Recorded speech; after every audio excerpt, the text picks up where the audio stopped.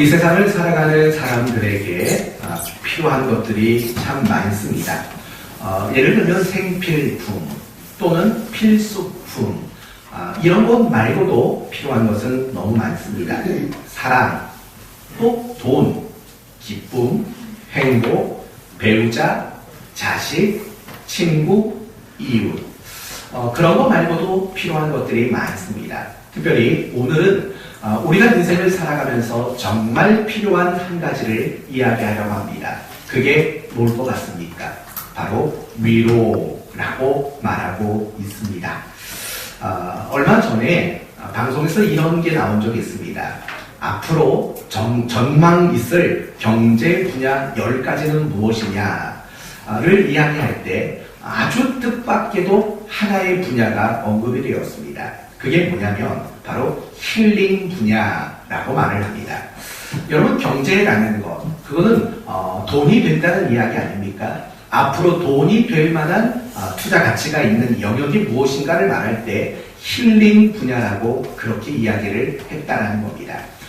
결국 그 말은 무슨 말입니까? 힐링을 원하고 힐링을 요구하는 사람들이 갈수록 많아지는 세상이 될 것이다 라는 말의 뜻인 겁니다. 그리고 결국 힐링이란 위로의 일을 말하는 것입니다.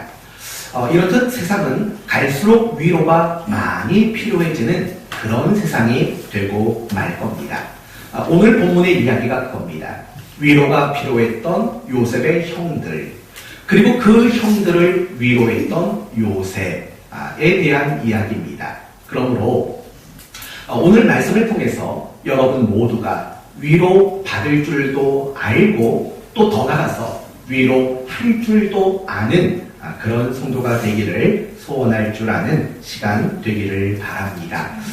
오늘 본문에 소개하는 요셉의 형들은 틀림없이 위로가 필요했던 사람입니다. 15절 말씀을 보니까 요셉의 형들이 그들의 아버지가 죽었음을 보고 말하되 요셉이 혹시 우리를 미워하여 우리가 그에게 행한 모든 악을 다 갚지나 아니할까 하고 라고 말을 합니다. 무슨 말입니까? 아버지 야곱이 죽은 겁니다. 아버지가 죽고 나니까 이 요셉의 형들이 무슨 생각이 들었냐면 이제 요셉이 우리를 향해 우리가 저지른 그 악행으로 인해서 복수할지도 모르겠다라는 두려움이 생겼다는 겁니다. 여러분, 항상 어떤 일에 대한 두려움은 반드시 죄책감과 상처가 동반될 때 사람은 두려움을 갖게 됩니다. 그래서 17절 말씀을 보시면 그들이 요셉을 찾아갑니다. 그리고 뭐라고 말하냐면 우리는 당신의 종입니다 라고 말을 합니다. 그러면서 한 가지 덧붙여 뭐라고 말하냐면 우리를 용서해 주십시오 라고 말을 합니다. 그리고 이 말을 듣고 요셉은 눈물을 쏟게 됩니다. 그러면서 21절 말씀을 보시면 당신들은 두려워하지 마소서 내가 당신들과 당신들의 자녀를 기르리이다 하고 그들을 간곡한 말로 뭐 했답니까? 위로하더라. 이처럼 요셉의 형들은 모두가 다 위로가 필요했던 사람이 맞습니다. 그러나 오늘 본문을 보면 위로가 필요했던 것은 요셉의 형들만은 아닙니다. 사실은 요셉도 위로가 필요한 사람이었습니다. 왜냐하면 그의 아버지를 잃었지 않습니까? 더 나아가서 야곱의 손주들 역시도 위로가 필요했던 사람들입니다. 왜 그렇습니까? 사랑하는 할아버지를 잃었기 때문입니다. 오늘 본문에 소개되는 모든 사람들은 다 위로가 필요한 사람이었습니다. 그러나 오늘 본문에 그들만 위로가 필요한 건 아닙니다. 이 세상을 살아가는 모든 사람들 다 위로가 필요합니다. 위로가 필요하지 않은 사람은 세상에 단 한 사람도 없습니다. 조금만 더 구체적으로 얘기해 볼까요? 많이 배운 사람, 그런 사람들도 위로가 필요합니다. 그러나 많이 배우지 못한 사람도 위로가 분명히 필요합니다. 더 자세히 말하면 꼴등은 위로가 필요합니다. 그렇죠? 꼴등했으니까 위로가 필요한 게 당연합니다. 그러나 1등도 위로가 필요하다는 사실 여러분 알고 계십니까? 가진 게 없는 사람 위로가 필요합니다. 그러나 가진 것이 많은 사람도 분명히 위로는 필요합니다. 힘이 없는 사람, 위로가 필요하지요. 그러나 막강한 힘을 가지고 있는 사람들도 위로는 분명히 필요합니다. 세상의 불신자들 당연히 위로가 필요합니다. 그러나 신자된 우리들도 역시 위로는 필요합니다. 믿음이 적은 사람들 당연히 위로가 필요합니다. 그러나 믿음이 강하고 믿음이 좋은 사람들도 위로는 필요합니다. 여러분 고린도 후서 1장 말씀을 보시면 이런 말씀이 나옵니다. 우리의 모든 환난 중에서 우리를 위로하사. 누가 한 말일 것 같습니까? 사도 바울이 한 말입니다. 사도 바울은 얼마나 큰 믿음의 사람이고 얼마나 신앙적으로도 위대한 사람입니까? 그런데 그가 고백하기를 우리가 하나님께 위로를 받았다라고 말을 하는 겁니다. 그렇다면 바울이 위로를 받았다고 말하는 그 말의 뜻은 무엇입니까? 바울 자신도 그렇게 믿음이 대단하고 그렇게 신앙이 위대한 사람이었던 바울 자신도 분명히 위로가 필요했던 사람이라는 그런 고백 아닙니까? 맞습니다. 성도된 여러분 모두 위로가 필요합니다. 그러나 성도가 아닌 교역자, 목회자들도 역시 위로가 필요합니다. 여러분 한 사람 한 사람에게 위로가 필요하듯 정말 하나님의 일을 감당하는 교역자들, 목회자들도 위로가 필요하다는 그 사실을 여러분은 잊지 말아야 합니다. 아십니까? 우리 김명선 전도사님 위로가 필요합니다. 그리고 저 역시도 위로가 필요한 사람이라는 겁니다. 우리가 철이 안 들었을 때 어떤 생각을 하는 줄 아십니까? 부모는 강한 줄 압니다. 그렇죠? 부모는 강하고 부모는 위로가 필요 없는 사람이라고 생각이 들 때가 사실은 얼마나 많은지 모릅니다. 그러나 철이 들고 조금씩 익어가면 그때 가서야 부모도 약한 게 있고 또 부모도 위로받아야 할 사람이라는 것들을 조금씩 느껴지게 됩니다. 이거는 우리 신앙 안에서도 마찬가지입니다. 성도님들은 때로는 우리 목회자들이, 교역자들이 위로가 필요한 대상이라는 사실을 사실은 잊어버릴 때가 많습니다. 교역자들은 성도들을 위로해줘야만 하는, 위로만 주는 사람으로만 여길 때가 많습니다. 그런데 여러분이 신앙생활을 하면 할수록, 여러분의 신앙이 익으면 익어갈수록 교역자들도 목회자들도 절실히 위로 없이는 살 수 없는 그런 사람이라는 것을 여러분은 느껴가고 있지는 않습니까? 결국 중요한 것은 그겁니다. 이 세상에 태어나 살아가는 모든 사람들 가운데에 위로가 필요 없는 사람은 단 한 사람도 없다라는 겁니다. 여러분 주변만 돌아보십시오. 그러면 여러분 주변을 돌아보아도 얼마든지 위로가 필요한 사람들이 있다는 사실을 알게 될 겁니다. 예를 들면 질병 가운데 있는 사람들, 위로가 필요한 사람입니다. 약도 필요하고 의사의 치료가 필요합니다. 그러나 더 절실히 필요한 것은 위로라는 사실을 우리는 압니다. 우리 주변에 보면 가난한 사람들이 있습니다. 그들에게는 돈이 필요합니다. 그러나 돈보다도 더 필요한 것이 있다면 그들을 향한 위로가 필요한 겁니다. 여러분 주변에 보면 외로운 사람들이 있습니다. 친구가 필요하고 이웃이 필요합니다. 그러나 그것만큼 이상이나 필요한 것이 있다면 위로가 필요합니다. 그 밖에도 부모에게 또는 누군가에게 버림받은 많은 사람들이 있습니다. 그들에게는 모두 위로가 필요합니다. 사업의 실패로 난망한 자들, 그들도 위로가 필요합니다. 과거의 상처에서 벗어나지 못하고 괴로워하는 분들, 그들에게도 위로가 필요합니다. 결혼 생활에 실패한 사람들, 사랑하는 사람을 잃은 사람들, 믿었던 누군가에게 배신을 당했던 사람들, 그들 모두에게 필요한 것이 있다면 바로 위로라는 겁니다. 정말 다양한 이유로 위로가 절실히 필요한 사람들이 우리 주변에 얼마나 많은지 모릅니다. 여러분은 예외일까요? 아닙니다. 이 자리에 있는 여러분을 보면 뭐 하나 부족한 것 없이 참 넉넉하게 복받은 분이다 라는 생각이 듭니다. 그러나 이 자리에 있는 여러분 한 사람 한 사람 모든 분들은 다 위로가 절실히 필요한 분들입니다. 저는 여러분 모두가 위로받는 그런 복된 인생을 살아가게 되기를 바랍니다. 왜냐하면 우리가 위로받는 것은 너무 중요하기 때문입니다. 왠 줄 아십니까? 우리가 위로받지 못하면 우리의 모든 것들은 삐뚤어지기 때문입니다. 위로받지 못하면 우리는 이기적이게 됩니다. 위로받지 못하면 우리는 매사가 부정적인 사람이 될 수밖에 없습니다. 우리는 위로받지 못하면 늘 상처 속에서 아파하며 살 수밖에 없습니다. 위로받지 못한 사람들은 거짓말쟁이가 될 수 있습니다. 위로받지 못하는 사람은 강박한 사람이 되고 무뚝뚝한 사람이 될 수밖에 없습니다. 위로받지 못한 사람들은 차가운 사람이 될 수밖에 없습니다.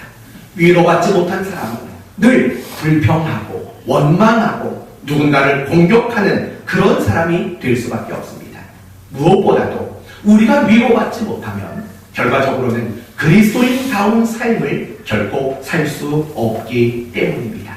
그거 말고도 우리가 위로받지 못하면 우리의 자존감은 날마다 무너질 수밖에 없습니다.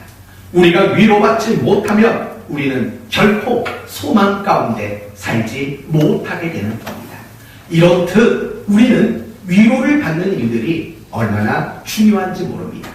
그러나 반대로 우리가 위로를 받게 되면 어떻게 되는 줄 아십니까? 우리에게는 소망이라는 것이 느껴지게 됩니다.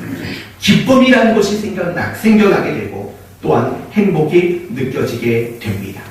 위로받은 사람은 거짓말할 이유가 더 이상 없습니다. 위로받는 사람은 진실하고 따뜻하고 너그럽고 여유롭고 긍정적이며 부드러운 사람이 될 수밖에 없습니다. 결과적으로 위로받은 사람은 그리스도인답게 살아낼 수 있게 된다는 것입니다. 예수님의 12명의 제자를 생각해 봅시다. 예수님이 붙잡혔을 때 12명 모두 신앙이 실패했습니다. 그러나 12명 중에 11명은 다시 제자로서 회복했고 제자로서의 그 사명을 끝까지 감당해냈습니다. 그러나 단 한 사람, 가룟 유다는 제자의 삶을 결국은 하차하고 말았습니다. 과연 무엇의 차이인 것 같습니까? 그것은 위로의 차이입니다. 예수님을 버리고 도망쳤던 11명. 그들은 결국 예수님이 부활하신 그 자리에서 위로를 받게 됩니다. 그렇지 않습니까? 그러나 가룟 유다는 예수님께 위로받을 만한 기회를 얻지 못했던 것입니다. 위로가 그렇게 중요한 차이를 만들어내는 겁니다. 사울 왕과 다윗 왕을 생각해 보십시오. 둘 다 그 인생은 어려움이 많았던 것 아닙니까? 그러나 사울은 하나님이 세우신 왕으로 하나님이 기름 부은 자로서 실패하고 맙니다. 그러나 다윗은 많은 인생의 우여곡절이 있었고 많은 고난과 많은 시련과 많은 아픔과 슬픔이 있었습니다. 그러나 그는 끝내 하나님이 세우신 왕답게 정말 하나님 마음에 합한 자답게 그는 살아낼 수 있었습니다. 무엇이 그런 차이를 만든 줄 아십니까? 바로 위로가 그런 차이를 만들었습니다. 사울의 인생을 보십시오. 그가 하나님에게든 아니면 사람에게든 그가 위로받는 걸 보셨습니까? 그러나 다윗은 다릅니다. 다윗은 항상 하나님께 그리고 많은 함께하는 동역자들에게 그는 끊임없는 위로를 받았습니다. 바로 그것이 사울과 다윗이라는 우리가 알고 있는 그 결과를 만들어낸 너무나도 중요한 차이인 겁니다. 바울을 한 번 더 생각해 보십시다. 사도 바울은 1차, 2차, 3차 전도 여행 그리고 로마 전도 여행까지 4번에 걸쳐서 전도 여행을 떠났습니다. 그 거리는 우리가 상상할 수 없는 거리입니다. 그가 걸었던 거리, 그가 전도 여행에 썼던 그 모든 시간들 우리가 상상할 수 없을 정도로 많은 시간들이었고 많은 거리였습니다. 그리고 그가 그 기간 동안 당했던 핍박과 매맞음과 환난과 고통의 문제가 얼마나 컸는지 아시지 않습니까? 뿐만 아니라 바울은 몸도 성한 사람이 아니었습니다. 정말 하나님 앞에 제발 제 병 좀 고쳐주십시오 라고 3번이나 간절히 기도할 정도로 그는 육신에 심각한 질병도 있었습니다. 그러나 그는 끝내 그 그 사명을 잘 완수하고 할 수 있었다는 겁니다. 과연 그 차이가 무엇입니까? 무엇이 바울로 하여금 그 사명을 은혜 가운데 완수할 수 있도록 만들었습니까? 그것은 하나님의 끊임없는 위로, 성도들의 끊임없는 위로를 그가 받았기 때문입니다. 그건 제 이야기가 아닙니다. 제가 성경 구절을 몇 구절을 읽어드릴 테니까 잘 들어보십시오. 먼저 고린도후서 7장 말씀을 보시면 이런 말이 나옵니다. 내가 우리의 모든 환난 가운데서도 위로가 가득하고 기쁨이 넘치는도다. 모든 환난 가운데서도 무엇이 가득하다고요? 위로가 가득하고 라고 말을 합니다. 또 고린도후서 7장에 계속해서 이렇게 말합니다. 낙심한 자를 위로하시는 하나님이 디도가 오므로 우리를 위로하셨으니, 하나님은 바울을 디도를 통해서 위로해 주셨다라고 그렇게 말합니다. 데살로니가 3장 7절에도 이런 말이 나옵니다. 너희에게 위로를 받았노라. 빌레몬서 1장 7절에도 내가 너희의 사랑으로 많은 기쁨과 위로를 받았노라 라고 말을 합니다. 사도 바울은 그의 서신서에서 굉장히 자주 썼던 표현들이 그겁니다. 위로가 있었다, 위로를 받았다, 위로가 가득했다. 이런 식의 위로를 그는 굉장히 중요한 이유로 그렇게 언급을 하고 있는 겁니다. 사랑하는 성도 여러분, 오늘 주제를 근거로 바울에 대한 이야기를 말한다면 사도 바울의 그 위대함의 근거는 바로 위로받음에 있었다는 것을 알 수 있는 겁니다. 그렇다면 반대로 뒤집어 보면 더 명확했을 겁니다. 그가 사역을 하는 모든 기간 가운데 하나님의 위로가 그에게 없었다면, 또한 많은 성도들의 위로가 그에게 없었다면, 과연 우리가 알고 있는 그 바울은 존재했겠습니까? 결코 우리가 알고 있는 그런 바울은 존재하지 못했을 것입니다. 여기서 아주 중요한 한 가지를 여러분이 아셔야 합니다. 정말 훌륭한 목회자는 성도의 위로, 하나님의 위로로 만들어진다는 사실을 여러분은 알아야 합니다. 위로를 받는 일, 그것은 어떤 지식과 실력을 갖추는 것보다 훨씬 더 중요한 일인 겁니다. 여러분 자신을 보면 알 수 있지 않습니까? 여러분은 신앙의 지식이 많이 있습니다. 신앙의 어떤 재능과 능력도 많이 있습니다. 그것이 발휘되지 않는 이유는 뭘까요? 결국 여러분 안에 그것들을 감당할 수 있을 만한 위로가 여러분에게 임하지 않기 때문 아니겠습니까? 결국 우리의 인생의 수준도 위로를 얼마나 받느냐에 따라서 결정되는 거고, 우리의 신앙의 수준도 우리가 얼마나 위로를 받느냐, 거기에 우리의 신앙의 수준까지도 결정된다는 사실인 겁니다. 사랑하는 성도 여러분, 위로는 받아도 그만, 안 받아도 그만이 아닙니다. 위로는 반드시 필요합니다. 얼마 전에 이런 뉴스가 나온 적이 있었습니다.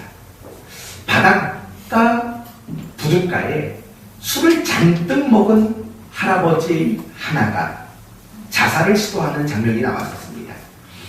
사람들이 확성기를 대고 그러지 말라고, 그러면 당신만 손해라고, 아무리 자살하지 말라고 말려도 소용이 없었습니다. 그때 여자 경찰관 하나가 조용히 뒤를 다가가서 끌어안았답니다. 알고 보니까 이 할아버지가 자살을 하려고 했던 이유가 사랑했던 외동딸이 죽은 겁니다. 그래서 살 이유가 없다고 생각하고 자살을 시도한 겁니다. 그때 여경이 다가가서 그렇게 안아주며 말했답니다. 할아버지, 앞으로는 내가 할아버지 딸 노릇해드릴게요. 외로울 때 저한테 전화하시고 딸이 보고 싶으면 저를 찾아오세요. 그렇게 말 한마디 줬답니다. 그런데 사람들이 아무리 자살하지 말라고 권면을 해도 안 들었던 그 할아버지가 거기서 눈물을 펑펑 쏟고 자살을 중단했다고 합니다. 그게 우리의 인생에서 정말 필요한 것이 있다면 바로 위로라는 것을 반증하는 이야기 아닐까요? 어쩌면 여러분 모두는요, 난 위로가 필요 없는 사람처럼 당당한 모습으로 이 자리에 있는지 모릅니다. 정말 그렇습니까? 정말 여러분은 위로가 필요 없습니까? 아닙니다. 아닌 척하고 있는 거죠. 나는 괜찮은 척하고 있는 거죠.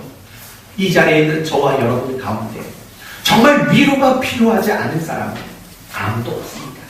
우리 모두는 위로가 필요한 겁니다. 그러므로 저는 여러분에게 축복합니다. 하나님에게 그리고 누군가에게 여러분 모두가 끊임없이 위로를 받게 되기를 예수 그리스도의 이름으로 축원드립니다. 그렇다면 어떻게 우리는 하나님께 또는 누군가에게 위로를 받을 수 있을까? 먼저 말합니다. 여러분이 하나님께 위로받는 방법은 과연 무엇일까요? 먼저 아셔야 할 것이 있습니다. 그것은 하나님은 위로의 전문가입니다. 우리 주변에도 그런 사람이 있습니다.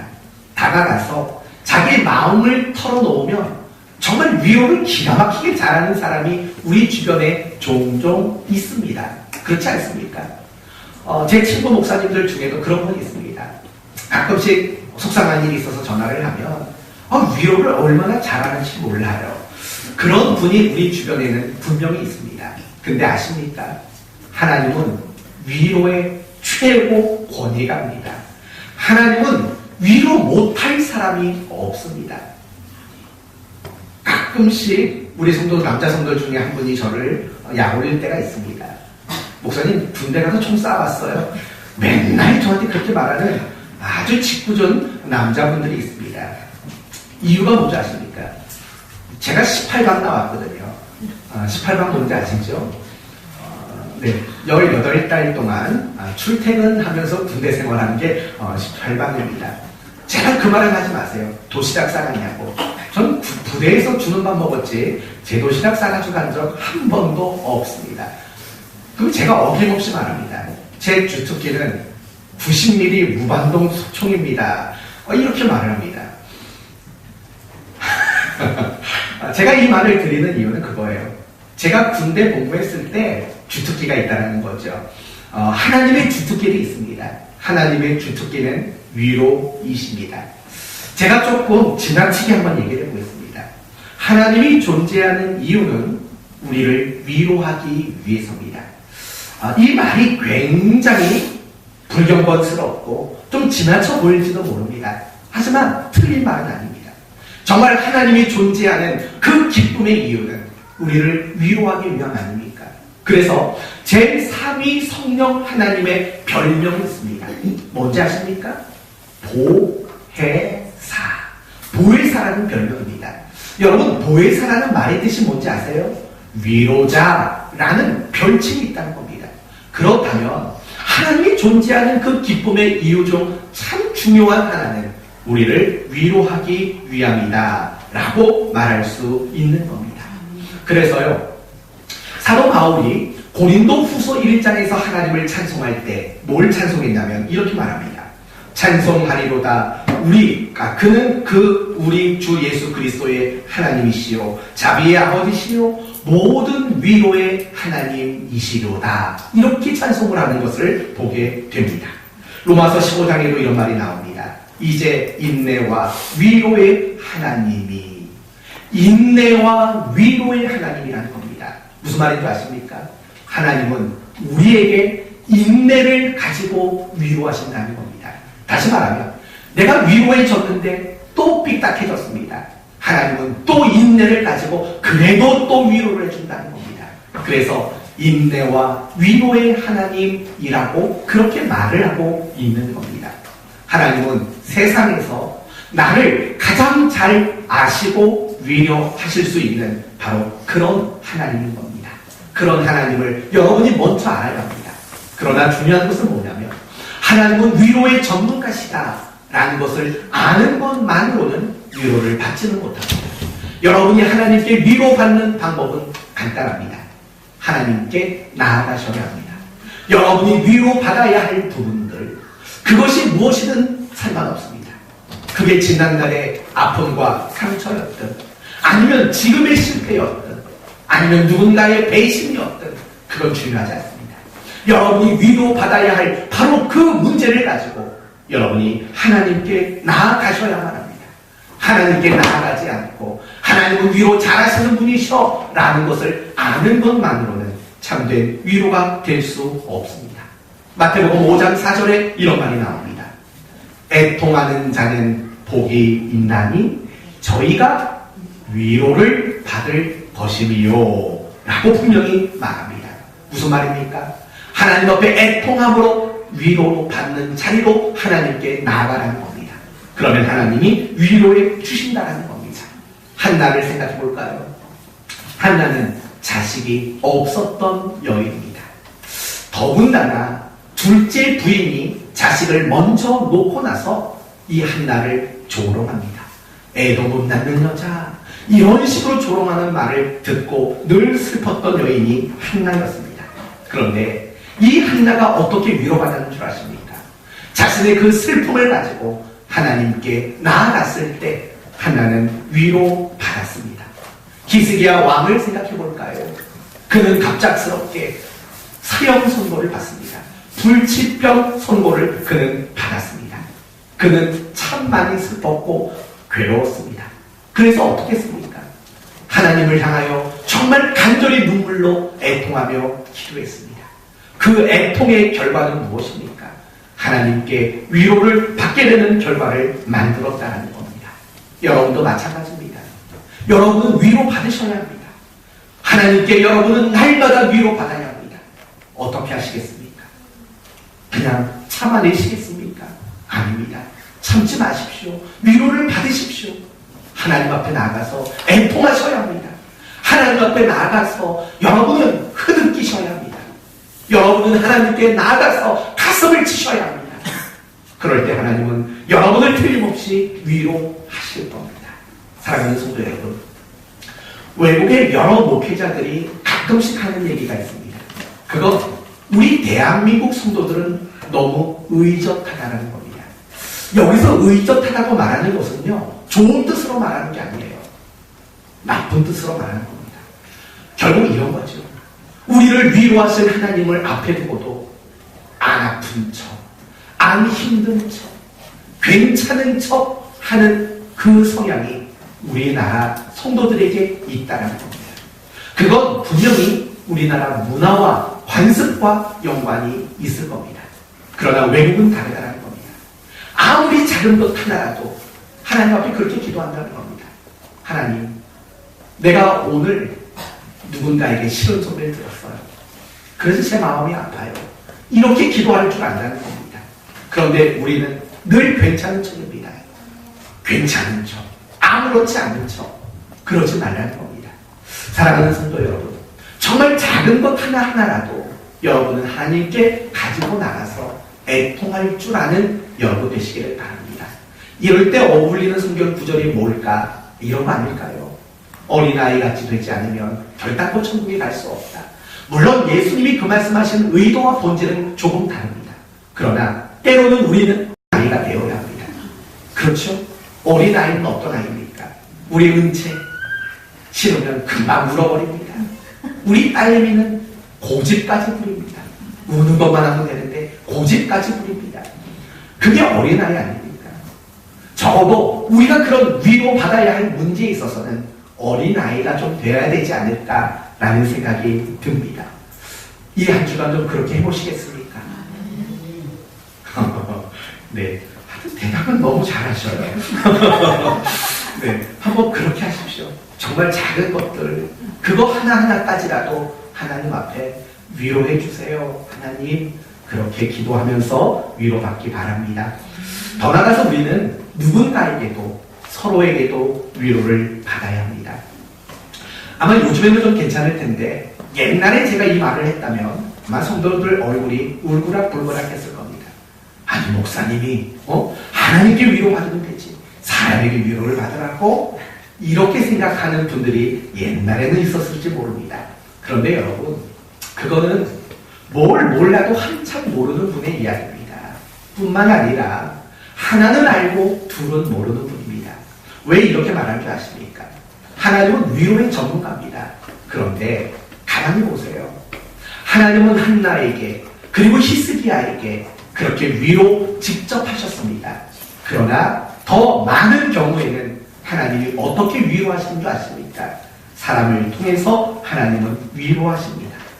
바울이 이미 말씀드린 것처럼 위로를 많이 받았다라고 성경에 기록해 있지 않습니까? 그런데 바울이 받은 위로의 거의 더 많은 부분들은 성도들에게 받은 위로고 사람들에게 받은 위로입니다. 그런 위로를 하나님의 위로로 그는 여기며 그렇게 고백을 했던 거 아닙니까? 이삭을 보십시오. 어머니를 잃었던 슬픔을 누구로 위로를 받았습니까? 이삭의 부인. 누구죠? 리브가를 통해서 위로받았다고 성경은 말합니다. 롯 아시죠? 나오미의 며느리 롯은 누구를 통해서 위로를 받았습니까? 보아스를 통해서 위로받았습니다. 엘리야는 누구를 통해서 위로받았을까요?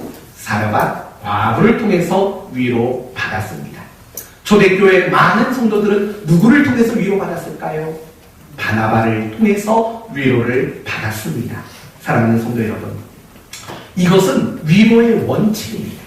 하나님은 때로는 직접 우리의 기도 가운데, 우리의 찬양 가운데, 우리의 묵상 가운데 우리를 따뜻하게 세밀하게 위로의 손으로 만져주십니다.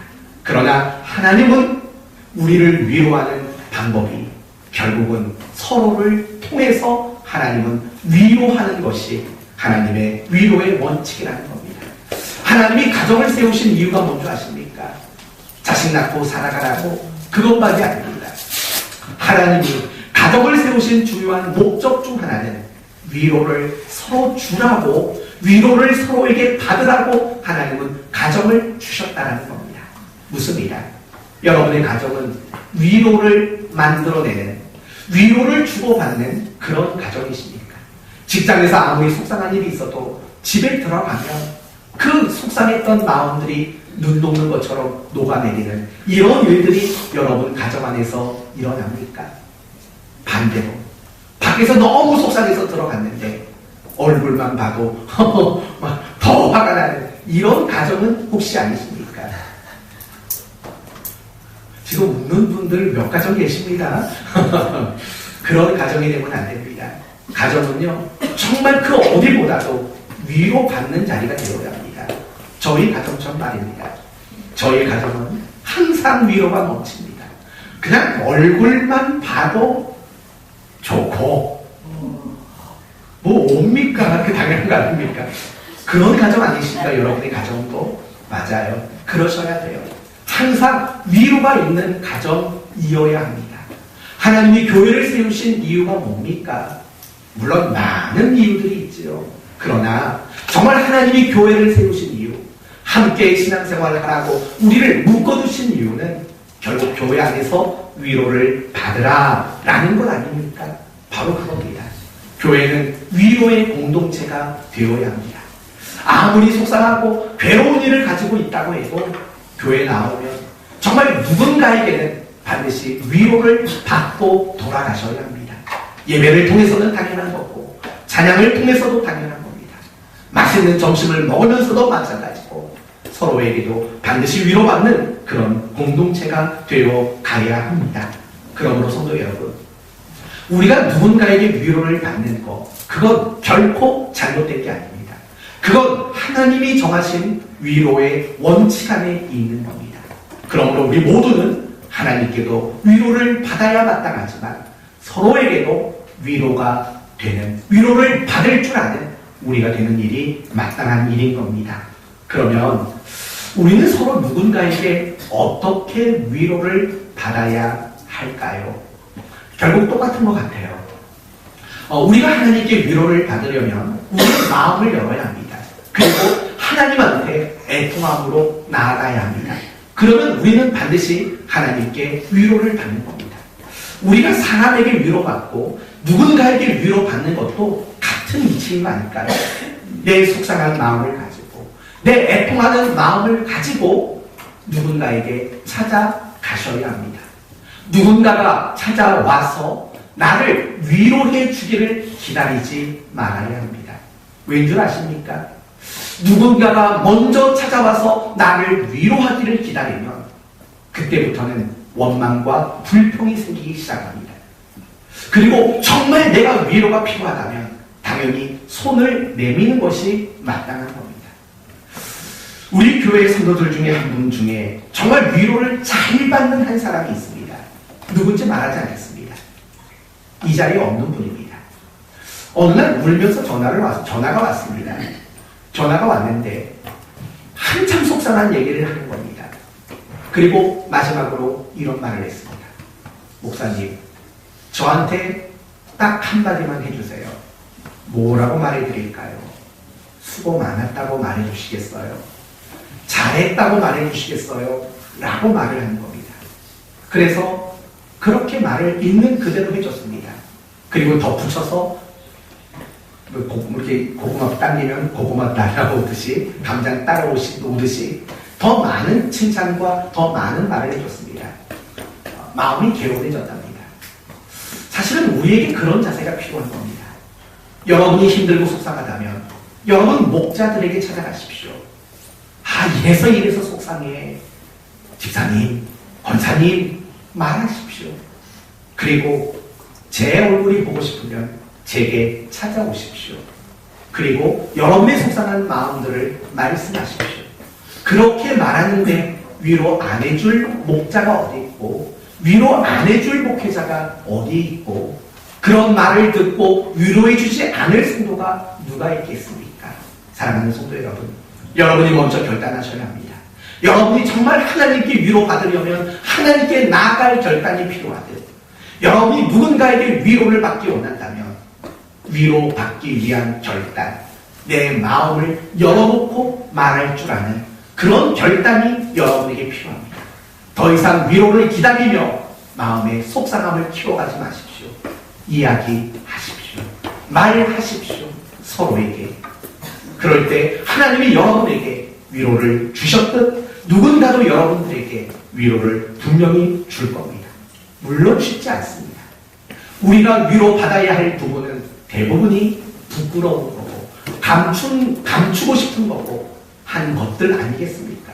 그래도 여러분이 용기를 내서 마음을 열고 서로에게 위로를 구할 줄 아는 여러분 모두가 되셔서 또한 서로에게도 위로받을 줄 아는 여러분 모두가 되시기를 바랍니다. 마지막으로 한 가지만 더 말씀드려야 할 부분이 있습니다. 저는 지금까지 여러분에게 이런 얘기를 했습니다. 모든 사람은 위로가 필요하다. 위로를 받아야만 한다. 그래야 바르고 참다운 신자의 삶도 살고 행복하고 기쁨이 있는 삶도 살아갈 수 있다. 위로받아야 한다. 여기까지 했고 그 다음은 어떻게 위로받을 수 있느냐. 하나님에게든 사람에게든 내가 애통하는 마음을 털어놓는 일이 중요하다라고까지 했습니다. 제가 이제 마지막으로 여러분에게 드리고 싶은 말씀은 그겁니다. 위로받았다면 이제는 여러분도 누군가를 위로할 수 있는 사람이 되어야 합니다. 이게 참 기가 막힌 겁니다. 뭔 줄 아십니까? 내가 누군가를 위로하다 보면 내 안에 스스로 치유가 일어나기 때문에 그렇습니다. 그건 정말 기가 막힙니다. 이건 참 부끄러운 고백이지만 개척하신 분들이 가끔씩 저한테 찾아오고 전화를 합니다. 속상한 얘기를 다 꺼내놓습니다. 그럼 저는 위로를 해줍니다. 근데 그걸 위로하면서 이상하게 제 마음도 훨씬 더 가벼워지는 것들을 느낍니다. 그런 부분들이 있는 겁니다. 여러분이 자꾸 위로받는 것에만 멈추지 마시고 누군가를 위로하는 자리까지 나가신다면 여러분이 혹시라도 위로받지 못한 어떤 부분이 있을 때 그 부분도 분명히 위로가 되는 겁니다. 오늘 본문의 요셉도 마찬가지 아닙니까? 요셉은 위로할 줄 아는 사람이었습니다. 21절 말씀을 보면 너무 귀한 말을 합니다.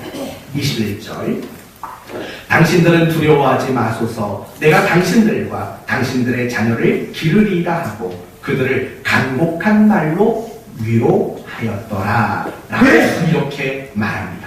사랑하는 성도 여러분, 지난 한 주간을 살면서 여러분은 누군가를 위로해 보셨습니까? 더 구체적으로 묻습니다. 남편을 위로해 보신 적 있으십니까? 아내를 위로해 보신 적이 있으십니까? 여러분 누군가를 위로해 보신 적이 있으십니까? 만약에 그 일이 없다면 우리는 참 잘못된 신자의 삶을 살아왔던 겁니다. 왜냐하면 우리가 그리스도인이라는 말의 의미가 뭡니까? 예수를 닮겠다라는 거 아닙니까? 예수 믿는다라는 서약이 뭡니까? 내가 이제부터 교회 가겠다가 아니라 이제부터는 예수님을 닮아 가겠다라는 게 예수 믿는다라는 서약 아닙니까? 예수님은 어떤 분입니까? 기적과 능력을 행하는 것보다 위로를 항상 우선으로 여긴 분입니다. 예를 들어 보겠습니다. 예수님께서 중풍병자를 고치시기 전에 먼저 이렇게 말했습니다. 작은 자여 안심하라 라고 먼저 말한 후에 기적을 일으켰습니다. 또한 예수님이 바다를 잠잠케 하실 때에도 그 바다 때문에 두려워하는 제자들에게 두려워하지 말라, 내니 안심하라 이렇게 먼저 말하고 기적을 일으켰습니다. 소경 바디메오를 고칠 때도 마찬가지입니다. 이르시되 안심하라, 내니 두려워하지 마라. 예수님이 부활하신 후에 제자들에게 하셨던 첫 번째 말씀도 마찬가지입니다. 너희에게 평강이 있을지어다. 항상 예수님은 어떤 기적과 능력을 행하는 것보다도 그 사람의 마음을 위로하는 일을 선행하셨다는 사실을 알아야 합니다. 결국 그 말씀은 무슨 말씀입니까? 우리가 그 예수님을 닮아야 한다는 겁니다. 우리는 서로에게 위로의 말을 하는 것, 그것을 그리스도인으로서 마땅한 삶의 모습으로 우리는 가져야 합니다. 그리스도인이라면 내가 위로받는 것도 중요하지만 내가 누군가를 위로하는 사명을 지켜내는 것도 굉장히 중요한 겁니다. 교회란 결국 그렇게 누군가를 위로하는 공동체가 되는 것, 그 일이 교회에게 주어진 굉장히 중요한 역할인 겁니다. 서로를 위로하는 여러분 되십시오. 방법은 몇 가지 드리겠습니다. 첫 번째, 여러분이 누구를 만나든 간에 하나님 이 사람의 무엇을 위로하기를 원하시는가를 먼저 생각하십시오. 누군가가 갑자기 전화가 왔습니다. 속으로 이런 생각하지 마십시오. 또 뭘 달라고 그럴까 이런 거 생각하지 마시고, 누군가가 뜻하지 않게 전화가 오거나 누군가를 만나게 된다면 하나님은 저 사람을 어떤 걸, 무슨 문제가 있어서 위로하라고 만나게 하셨을까, 이런 자세로 여러분은 먼저 태도를 취해야 합니다. 두 번째는 긍휼을 가지고 따뜻하게 말하는 일이 굉장히 중요합니다. 21절에도 그들을 간곡한 말로 위로했다. 더 구체적으로 뭐라고 말합니까? 두려워하지 마세요 형님, 내가 당신과 당신의 자녀를 책임지겠습니다. 따뜻한 말로 위로하는 겁니다. 사랑하는 성도 여러분, 말 한마디로 뭘 갚는다고요? 천냥빚을 갚는답니다. 사실은 우리의 말 한마디가 사람을 죽이기도 합니다. 가끔씩 자살하는 사람들 이야기가 나오지 않습니까? 말 한마디 때문입니다. 근데 그 말은 뒤집어서 말하면 무슨 의미가 있냐면 우리의 말 한마디는 사람을 살릴 수 있다는 겁니다.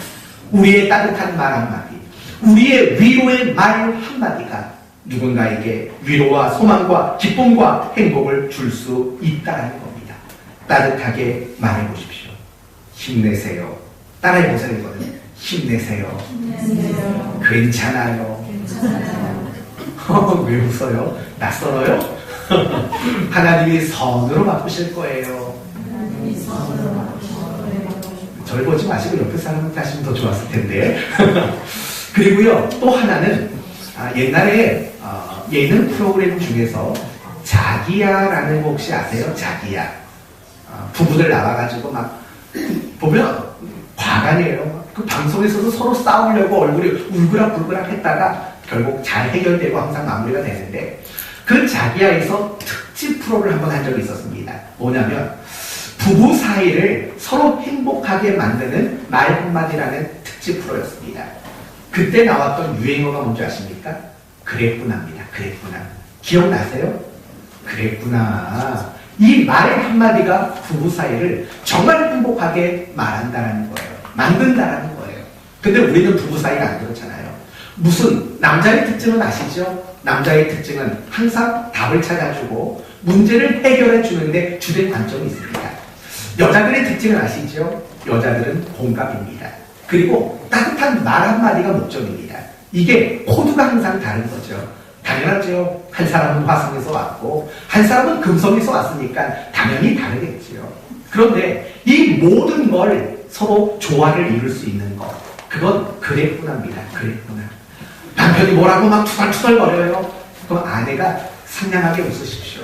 그리고 한마디 해주세요. 그랬구나. 아, 반말하면 안 되죠? 그랬지요? 그랬어요? 라고 말을 하는 거죠. 남편도 마찬가지예요. 아내가 바가지 긁으면 아이, 너 왜 이렇게 했네? 뭐 이런 식으로 나오지 마시고 그랬구나. 이거 하나 해주시면 되는 겁니다. 교회 안에서도 위로하는 거 어렵잖아요. 아, 이게 속상하고 이게 힘들어요. 말 한마디 해주세요. 그러셨군요. 라고 해주시면 되는 거 아닙니까? 더 이상 그 이상 다른 걸 하려고 하지 마십시오. 그랬구나 하나면 되는 겁니다. 마지막으로 세 번째, 어떤 면에서는 이 부분이 굉장히 중요합니다. 우리는 살면서 위로가 필요한 순간들을 많이 겪습니다. 고난, 시련, 실패, 좌절, 낙심. 이 순간을 여러분이 겪을 때 잘 감당하십시오. 왠 줄 아십니까? 결국 지금 여러분이 감당하는 그 어려운 순간, 위로받아야 할 그 순간을 여러분이 겪어난 다음에는 그 일을 겪는 누군가를 위로할 수 있는 기회가 주어지기 때문입니다. 이건 굉장히 놀라운 겁니다. 왠 줄 아세요? 고린도 후서 1장 6절을 읽어드릴 테니까 잘 들어보십시오. 우리가 환난을 당하는 것도 바울이 말하는 거예요. 우리가 환난을 당하는 것도 너희가 위로와 구원을 받게 하려는 것이요. 다시 말하면 바울이 지금 자기는 환난을 당했답니다. 근데 그걸 어떻게 재해석을 했냐면 이 일을 당하게 되는 성도들을 위로하는 방법으로 자기가 그것을 배우기 위해서 환난을 당한다로 해석을 하고 있다는 겁니다. 맞습니다. 우리는 옛날에 이런 말 하는 거 들어본 적 있죠. 눈물 젖은 빵을 먹어보지 않고서는 배고픔을 말하지 말아라. 맞습니다. 내가 배고픈 적이 없는데 배고픈 사람을 어떻게 위로할 겁니까? 내가 질병에 걸려본 적이 없는데 어떻게 아픈 사람을 위로하겠습니까? 내가 배신을 당해본 적이 없는데 내가 배신당한 사람을 어떻게 위로하겠습니까? 내가 사랑하는 사람을 잃어본 적이 없는데 어떻게 사랑하는 사람을 잃은 자를 위로할 수 있겠습니까? 지금 여러분이 겪고 있는 그 일의 의미가 뭔지 아십니까? 그것은 여러분과 똑같은 그 문제를 만날 사람을 위로하기 위해 하나님이 여러분을 위로자로 세우시는 과정이라는 사실을 알아야 합니다. 몇 해 전에 방송에서 이런 말이 나온 적이 있습니다. 제가 오늘 방송 얘기를 많이 하는데 목사님이 텔레비만 보시는가? 아닙니다. 텔레비전 하루에 30분 이상 안 봅니다. 텔레비는 장식품입니다. 방송에 어떤 게 나왔냐면 이런 게 나왔습니다. 미국 초등학교에 한 여자아이가 있었습니다. 이 아이의 이름은 마리입니다. 마리. 이 아이는 암에 걸렸고 항암 치료를 받고 있는 도중이었습니다. 1년은 남짓 항암 치료를 받다가 몸이 회복이 됐습니다. 이제 학교를 가려고 합니다. 근데 머리가 없는 겁니다. 머리카락이 하나도 없어서 학교 가려고 하는 게 망설여지는 겁니다. 이 마리의 절친 이름이 카메론입니다. 카메론이라는 사람, 절친이 있는데 이 아이가 그 소식을 듣고 나서 고민했습니다. 어떻게 하면 마리가 아무런 꺼리낌 없이 학교에 나올 수 있을까 고민했습니다. 그리고 용기 있는 결단을 했습니다. 자기가 머리를 밀겠다는 겁니다. 근데 자기 혼자 해도 마리가 부끄러울 것 같았다는 겁니다. 교장 선생님을 찾아갔습니다. 선생님, 교장 선생님. 이런 마음을 마리가 갖고 있어서 학교 오는 게 어려운데 같이 이렇게 밀면 안 되겠습니까? 교장 선생님도 대단하죠. 학교에서 광고를 했습니다. 마리라는 학생이 오는데 이런 사정이 있다. 여러분 중에 머리를 밀 수 있는 분 있으면 말해달라. 학부모, 학교사, 학생 80명이 머리를 삭발했답니다. 그리고 그 깎은 머리를 가지고 팔아서 2,600만 원을 소아암 걸린 데 기부를 했다는 겁니다. 그 이야기를 보고 80명이 머리 깎은 사진을 찍은 걸 마리에게 준 겁니다. 그걸 보고 울면서 학교에 왔다는 겁니다. 위로는 그렇게 하는 겁니다. 우리가 제일 못돼먹은 위로하는 게 뭔지 아십니까? 내가 그거 겪어보지도 않았는데 겪은 사람처럼 위로하는 게 제일 못된 위로인 겁니다. 그럴 땐 위로하지 마셔야 합니다. 위로하지 마시고 그저 손만 잡아주십시오. 그리고 솔직히 말하세요. 나는 그 아픔 모르고 나는 당신의 그 슬픔 다 모른다. 하지만 나는 기도하겠다. 이게 가장 정직한 위로입니다. 위선적인 위로는 위로가 되지 않습니다. 위선적인 위로는 도리어 마음을 아프게 만드는 겁니다. 사랑하는 성도 여러분, 지금 여러분이 어떤 위로받을 일이 있습니까? 그걸 생각하세요. 여러분은 누군가를 위로할 수 있는 한 가지를 더 가지게 된 겁니다. 앞으로 여러분이 어떤 위로받을 일을 겪으셔도 똑같은 겁니다. 누군가를, 아니 더 많은 사람을 위로할 수 있는 위로자로 여러분이 만들어주고 있는 겁니다. 그 마음을 가지시고 여러분이 지금 겪고 있는 그 일들을 잘 감당해 나가는 여러분 되시기를 바랍니다. 말씀을 마치겠습니다. 세상의 모든 사람들은 위로가 필요합니다. 위로받을 때 행복할 수 있고 위로받을 때 그리스도인답게 살아갈 수 있습니다. 하나님께 그리고 누군가에게 애통의 손을 내밀어 위로받으십시오. 그리고 더 나아가서 여러분 모두가 누군가를 위로하는 사람으로까지 세워질 수 있게 되기를 바랍니다. 그래서 우리 교회는, 우리 성도들 모두는 위로받을 줄도 알고 위로할 줄도 아는 우리 사랑하는 교회 공동체는 누구라도, 그것이 원수라도 위로해 줄 수 있는 그런 공동체로 우리 교회가 세워지기를 예수님의 이름으로 축원드립니다. 아멘. 기도합시다.